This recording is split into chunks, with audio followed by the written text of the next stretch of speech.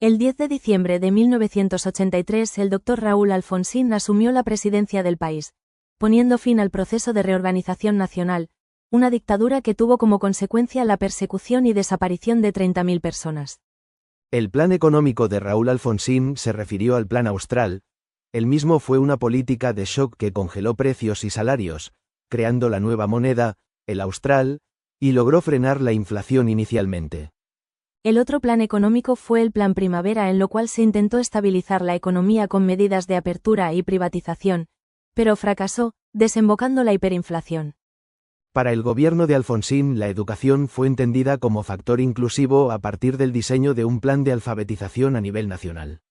Además, normalizó las universidades nacionales, llamó a concursos docentes y cambió el sistema de ingreso. El Plan Nacional de Alfabetización, durante la presidencia de Raúl Alfonsín, fue una política educativa enfocada en erradicar el analfabetismo absoluto y funcional en Argentina. La iniciativa se debió por la situación del analfabetismo y la escolaridad incompleta, y buscó que las personas tuvieran acceso a la educación y al aprendizaje permanente. El gobierno impulsó diferentes iniciativas con el fin de enfrentar las consecuencias políticas, sociales y económicas. Una fue el Programa Alimentario Nacional PAN, de 1984, con el objetivo de paliar el hambre y la desnutrición que había empezado a impactar fuertemente en la periferia de las grandes ciudades del país. La Caja PAN consistía en alimentos no perecederos como leche en polvo, aceite o grasa, fideos, polenta, harina de trigo, carne en conserva, azúcar, arroz y porotos. El pan tuvo una llegada masiva a los hogares más pobres. Desde 1985, fueron entregadas anualmente cerca de 15 millones de cajas a 1,5 millones de familias. En febrero de 1989 se produjo un golpe de mercado. Los principales grupos económicos le retiraron apoyo al presidente Alfonsín, mediante el retiro de sus depósitos de los bancos, la retención de las divisas producidas por las exportaciones y la demora en el pago de sus impuestos. El salario comenzó a desmaterializarse. Los productos eran remarcados en los supermercados. Se produjeron saqueos en Rosario y el Gran Buenos Aires. Grupos vinculados con el sector carapintada del ejército, incentivaron los saqueos y fomentaron la guerra de pobres contra pobres, promoviendo en las villas la creación de grupos de autodefensa contra hipotéticos ataques de otros villeros. En este clima, se desarrollaron las elecciones nacionales, convocadas para el 14 de mayo de 1989.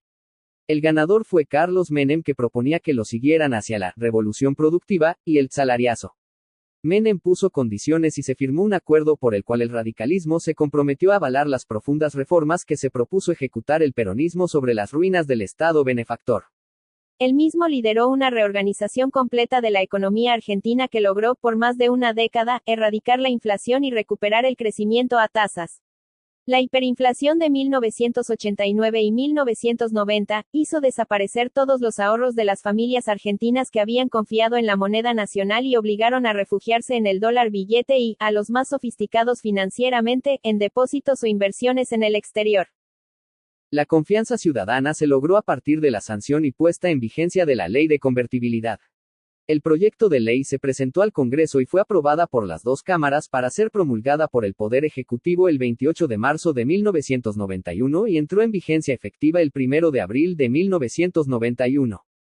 Esta ley introdujo el peso convertible, creando una caja de conversión, legalizó el uso del dólar y otras monedas extranjeras para todo tipo de transacción comercial y financiera. Argentina se encontraba en default de su deuda externa. Varias decisiones habían sido adoptadas que facilitaron su implementación.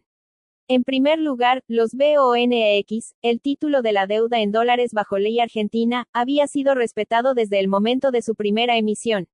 En segundo lugar, desde fines de 1989 se había dispuesto la unificación y liberalización del mercado cambiario, permitió la compra y venta de dólares en forma libre para toda la población. En tercer lugar, la utilización del BONX como activo de reemplazo de los depósitos a plazo fijo en australes que estaban fuertemente amenazados se desvalorizó a fines de 1989. En los meses que siguieron al lanzamiento de la convertibilidad, la gente comenzó a depositar sus dólares en el sistema bancario, ya sea manteniéndolos en esa moneda o canjeándolos 1 a 1 con pesos convertibles.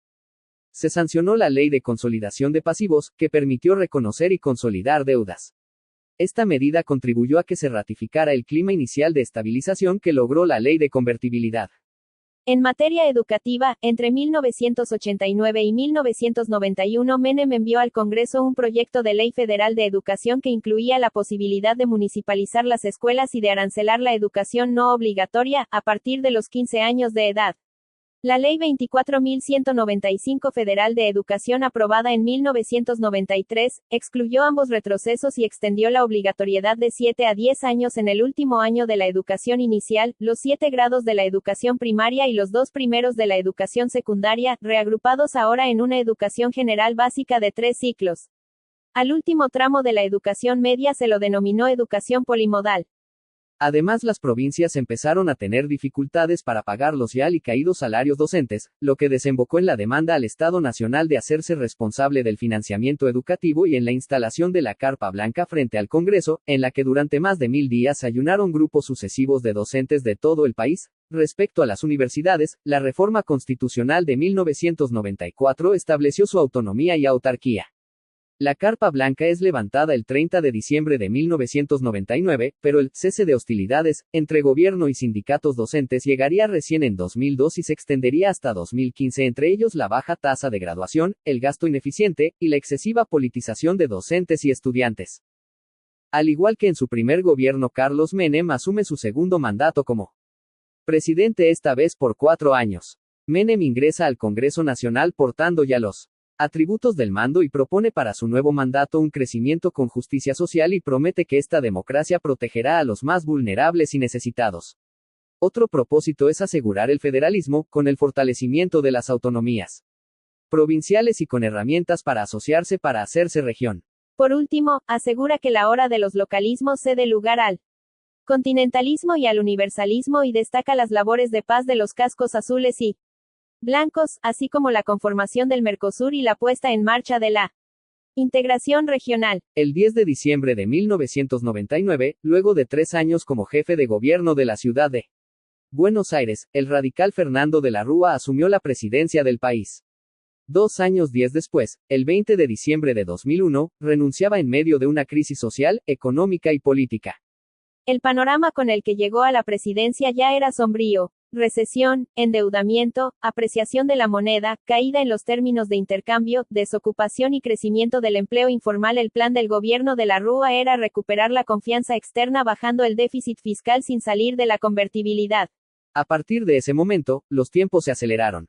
El 1 grado de diciembre se anunció el corralito, que establecía un límite de extracción de dinero de 250 pesos semanales. El 6 de diciembre el FMI decidió no desembolsar más préstamos. A mediados de diciembre se iniciaron los saqueos a supermercados y movilizaciones. Las jornadas de protesta terminaron con 39 muertos y miles de heridos. El proyecto educativo de Fernando de la Rúa se refiere principalmente a su iniciativa de digitalización y modernización del sistema educativo argentino, que incluyó la inauguración del portal web educ.ar y un plan de capacitación para docentes en informática. Retomemos, el corralito decretado por el gobierno el 1 de diciembre de 2001, marcó el inicio del mes más dramático para la Argentina. 20 días después de aquel cepo, Fernando de la Rúa renunció a la presidencia y abandonó la Casa Rosada en helicóptero, un día después de haber decretado un estado de sitio en medio de un estallido social. Tras su salida, le sucedieron 4 presidentes en 11 días, Federico Ramón Puerta, Adolfo Rodríguez A., Eduardo Camaño y Eduardo Duhalde.